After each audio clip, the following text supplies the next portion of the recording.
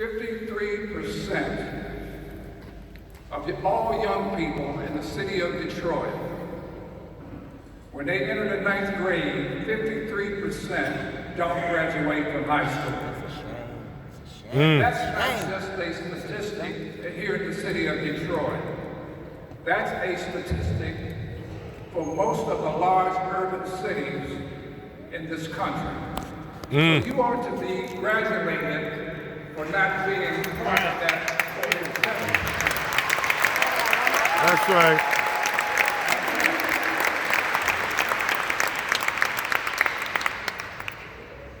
You not only want to thank your parents, your family, your friends, and your extended family, because they've been there for you, but you also want to give thanks to the teachers that taught you, to the administrators that did what they had to do to bring you to where you are. So let's give them a hand.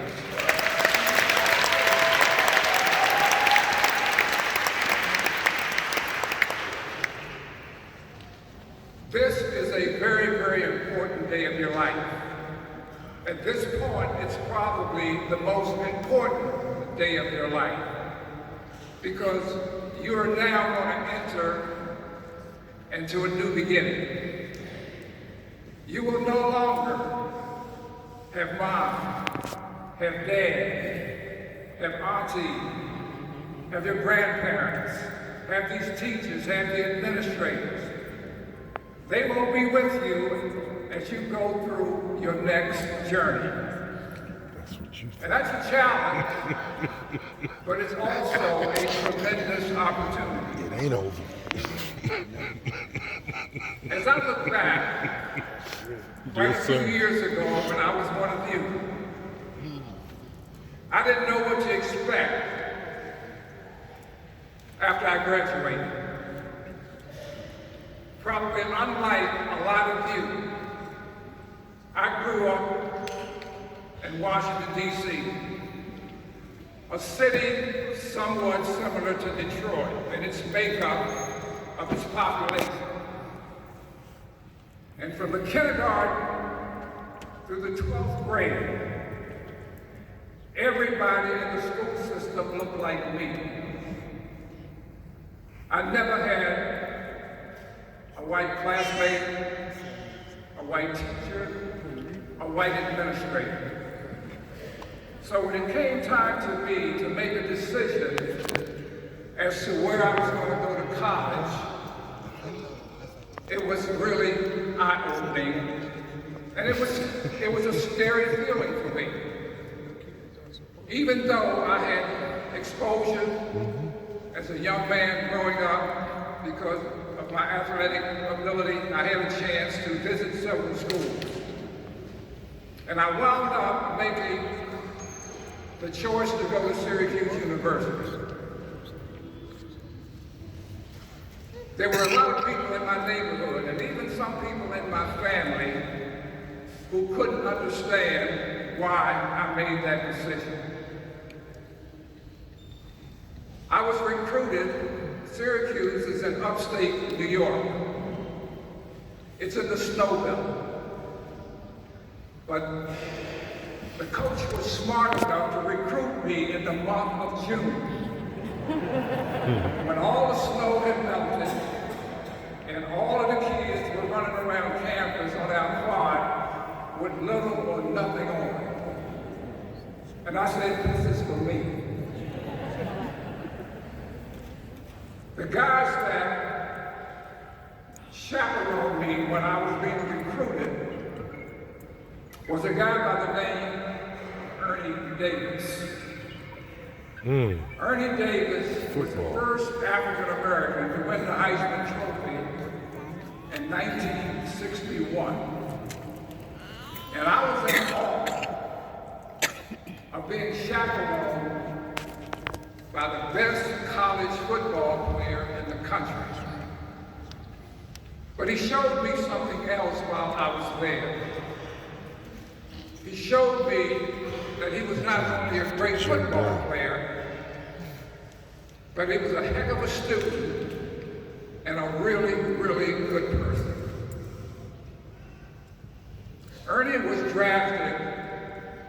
as the #1 player in the NFL upon his graduation. At the age of 22, Ernie passed at the age of 22, never having had the chance to play in the NFL. He had sickle cell, and he succumbed to that pretty quickly. As I decided in my freshman year to go to Syracuse, I wanted to dedicate my 4 years of college to be like Ernie. He was beloved by everybody. Yeah, he was a great athlete, but he was a better person. A lot of the people in my hometown couldn't understand why I chose Syracuse as my college, as my university. Syracuse, for 2 consecutive years, had lost a total of 27 consecutive games on the basketball team. And here I am, a high school All-American, and people look at me and say, you got all of these scholarships. Why would you go to a school with a struggling program, a program that's lost 27 games in a row? And my answer was simple. I know I'm going to play.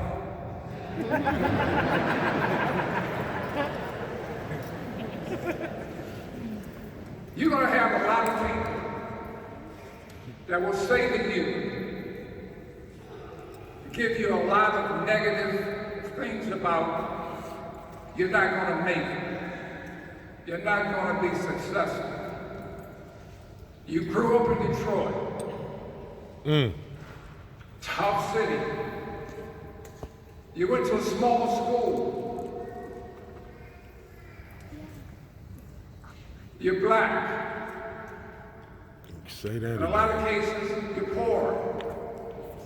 What I don't want you to do is to use any of that for an excuse not to succeed. That's right.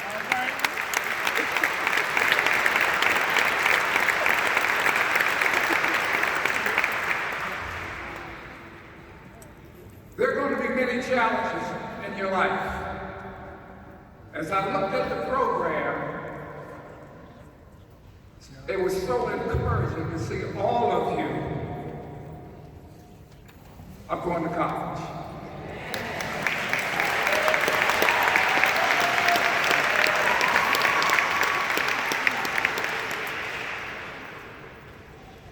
The only thing that bothered me about that is I didn't see Syracuse University. So in this next graduating class, I have a scholarship at Syracuse University, and I want one of you to go to Syracuse University.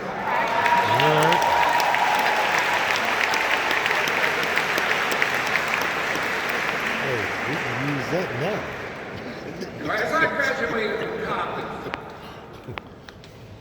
I didn't know where I was going to go. I knew I was going to go to the NBA. But there was this infamous coin flip that said the worst 2 teams in the NBA will get the first draft choice and the second draft choice. You had an unbelievable player. He was a player of the year, the #1 college player of the year at the University of Michigan, up in Ann Arbor, by the name of Cassie Russell. And Cassie, playing up in Ann Arbor, not too far from here, most of the people in Detroit wanted Cassie as a Piston. They had never seen me play. And so, when David Busher was the coach at that time, it called heads and it came up tails. There were a lot of people disappointed with that coin flip. So I came to Detroit as kind of an afterthought. I was the #2 guy to be drafted out of college that year. They were. I had no family in Detroit. I had never been to Detroit. The only thing I knew about Detroit was that it was the car capital of the world. I think he And was the Motown. coach of the Knicks. So I had that in my Knicks hand. and playing, I think. But I will tell you, Player coach. there was some fear and trepidation when I first came to Detroit. To know that maybe you're not wanted was my biggest challenge. And I started out with this chip on my shoulder with something to prove.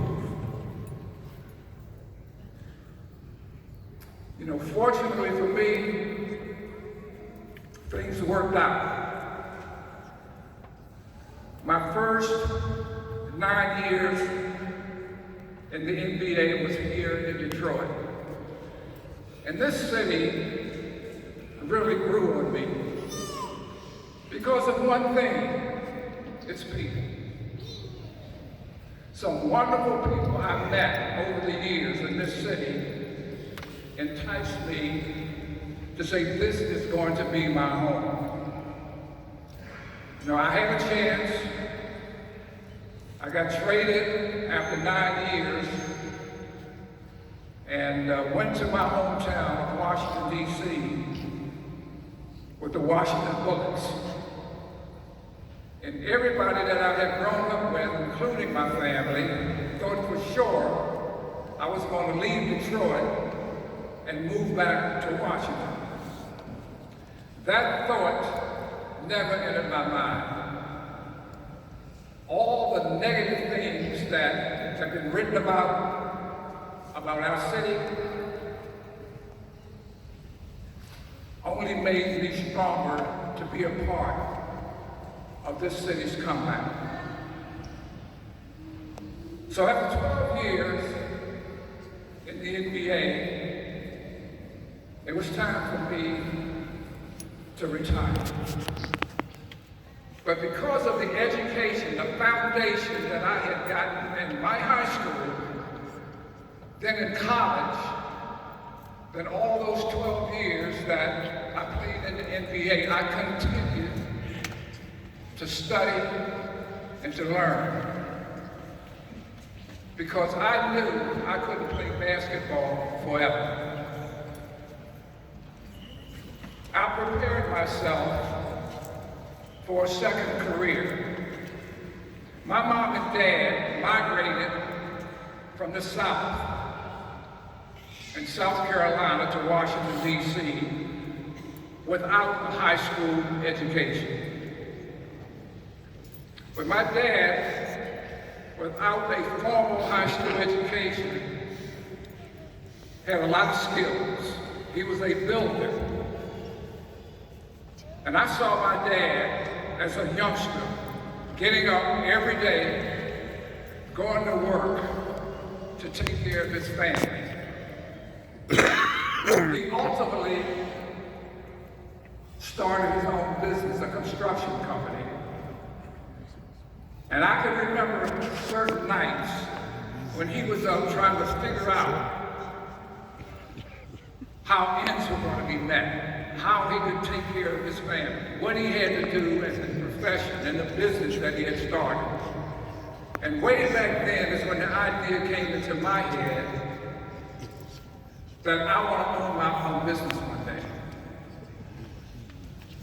I knew when I retired from the NBA, I wasn't prepared for that. So I continued to study, and I got training. And after 2 years, removed from the NBA, I started my first company in the city of Detroit. People told me once again, you're making a mistake.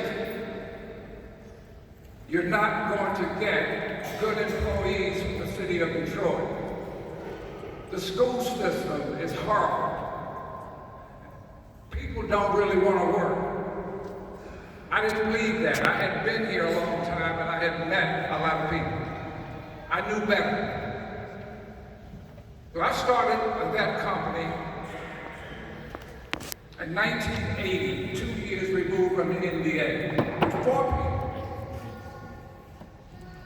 Over 29 years later, we had 1,300 employees.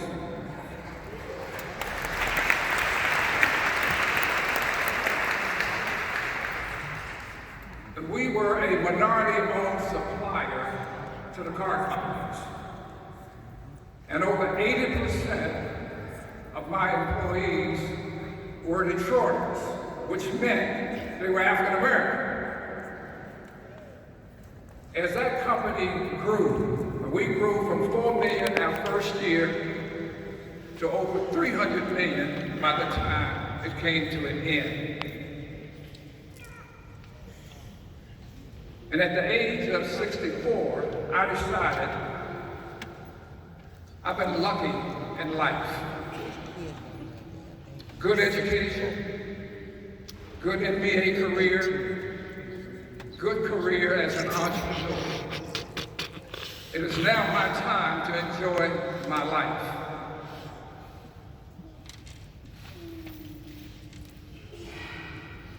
I thought that once I got out of that business, things would really be easy going for me. But about that time, our city was in turmoil. We had a young mayor whom I supported and liked and respected a lot, was having problems. And he ultimately had to leave the office of mayor.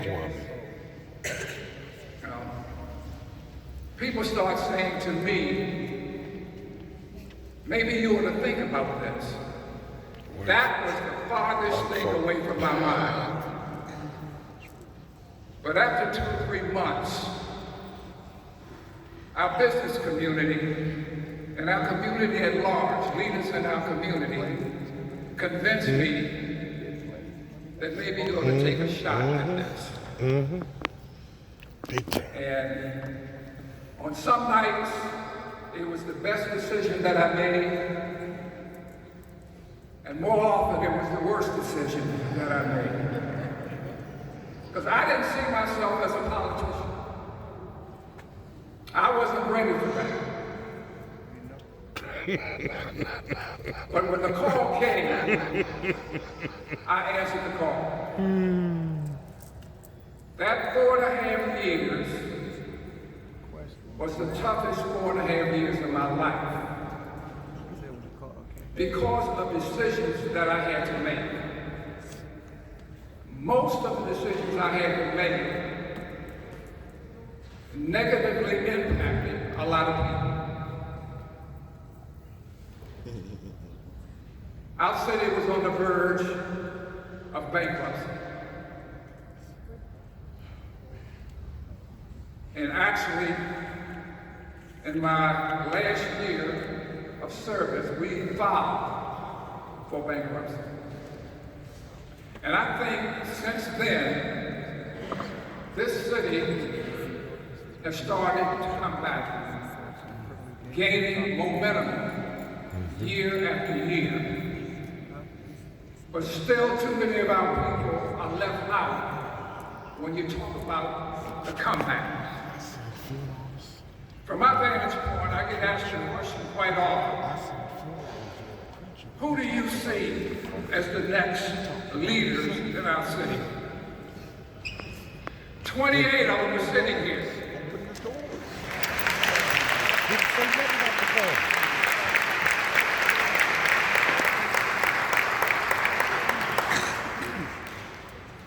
You guys need to step up to the challenge at some point in time as you go away to wherever you go. Too many of our young people get educated, and for a lot of different reasons, they don't want to be here. The only way that we're going to bring this city back is through young people like you, people who are from here, people who who are dedicated, people who are smart, people who will take a challenge. It won't be easy. You'll be ridiculed. But you can't let that bother you. The education that you have at this point and the education that you're going to get will prepare you for anything you want to do. Anything. That's right.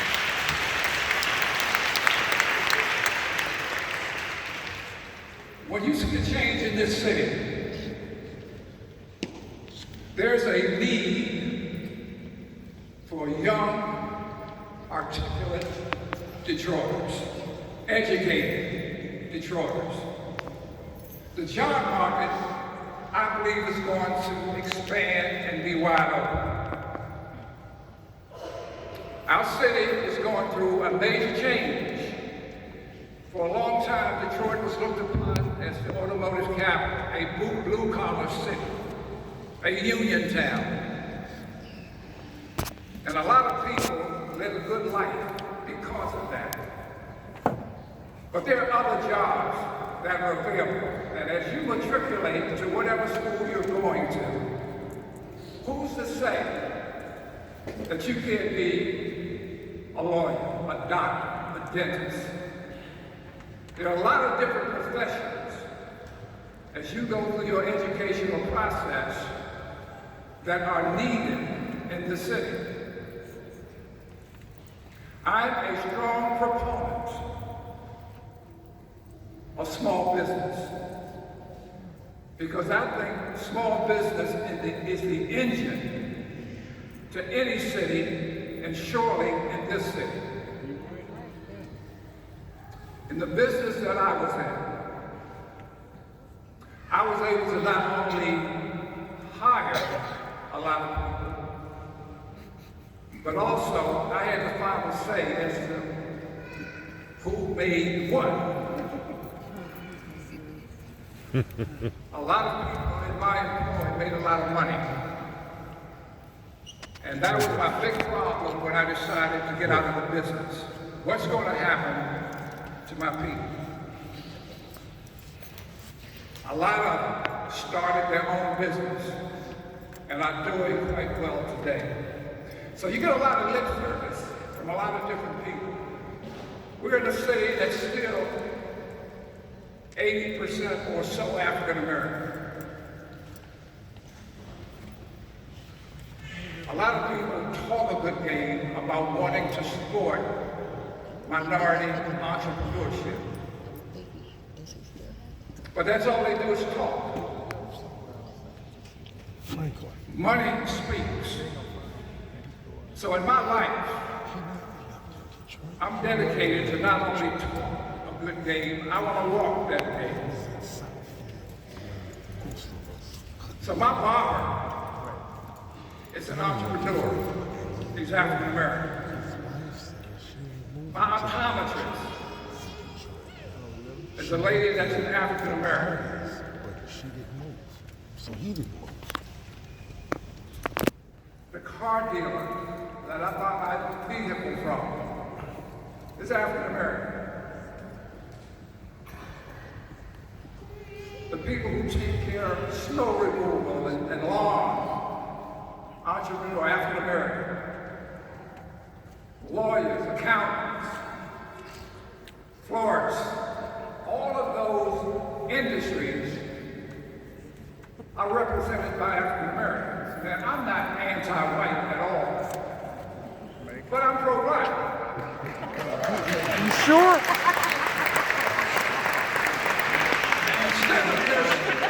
Instead of just talking about, we want you guys to get ready for this and that, and you go and you spend money and you get your education, then we don't support you. Shame on us.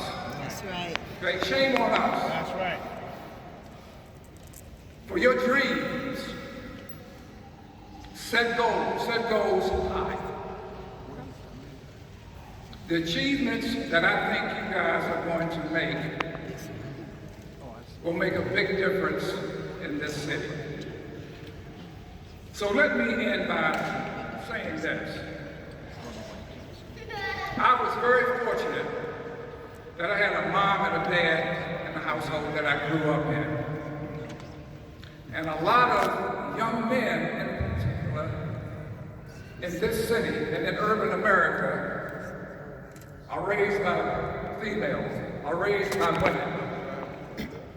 And they do an outstanding job. I've seen it firsthand. Whether it's the mom, whether it's the grandma, whether it's the auntie or whomever, they play a very significant part in a lot of lives of young men. But they can't do it by themselves. As I look out into this audience, I didn't know what to expect, but I see so many men that it warms my heart because you're still in the lives of these boys.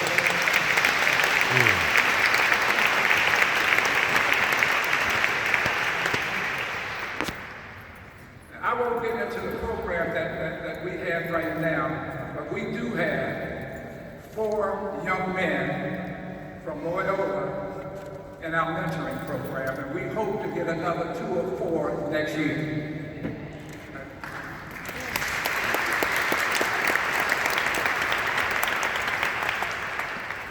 Let me leave you with this. I was fortunate not only to have a dad in the home, but my high school coach was my surrogate father. And when I first went to high school under his tutelage, I was a pretty good basketball player. And he said to me, young man, you talk a lot. I don't want you, and nor do I need you to talk about your game. I need you to show me that you can play. And he said, do you know what the P principles are? You know, he embarrassed me a little bit, and I didn't know what the hell to say. So I said, yeah, I know what they are. He said, what are they? Well, I had no idea what he was talking about. And he left me with this, and I want to leave it with you. There are 5 words that he talked to me about that start with P. And he said, if you lead your life by the P principles, I can guarantee you you're going to be successful. And the P principles are simply proper preparation prevents poor performance. Proper preparation prevents poor performance. I have no doubt that you guys are prepared to leave Loyola and go wherever you're going to go. You are prepared, and you will perform and make all of us proud. Congratulations and thank you very much.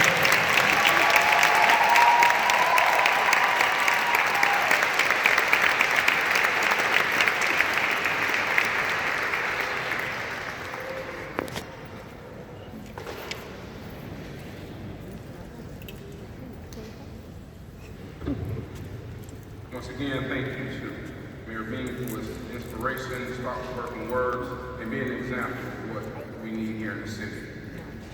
This next couple of awards that we're going to give out are for particular students. And in their names, I want to ask when they're called that they please come up and take a picture. Their names will be etched in the hallways of Loyola High School for years to come. One important aspect that binds us together is